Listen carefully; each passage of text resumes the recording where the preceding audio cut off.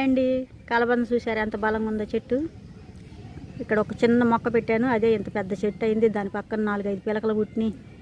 ఇది చాలా ఆయుర్వేదంలో చాలా వాటికి ఉపయోగపడుద్ది. జుట్టుకు కానీ మొఖానికి రాసుకోవచ్చు, ఇంకా అన్నిటికీ ఉపయోగపడుద్ది. ముఖ్యంగా ఏంటంటే లోపల గుజ్జు ఉంటుంది కదా, లోపల గుజ్జు తీసి 5-6 సార్లు కడిగి ఒక ప్లేట్లో పెట్టుకొని దాని మీద పంచదార వేసుకొని తిన్నారంటే ఆడవారికి వైట్ డిశ్చార్జ్ అయ్యింది చూసారా, అది బాగా తగ్గిద్ది. కాకపోతే పొద్దున్నే పరగడుపునే తినాలన్నమాట. రోజు వరుసనే ఒక్క పూట కూడా ఆపకుండా 10 రోజులు వరుసనే తింటే కొంచెం మార్పు వచ్చింది, వాళ్ళకి తగ్గిద్ది కూడా. లోపల కడగాలి మనం తెల్ల గుజ్జుని 5-6 సార్లు ముందు శుభ్రంగా కడిగి ఒక ప్లేట్కి పెట్టుకొని దాని మీద పంచదార చల్లుకొని తినాలన్నమాట.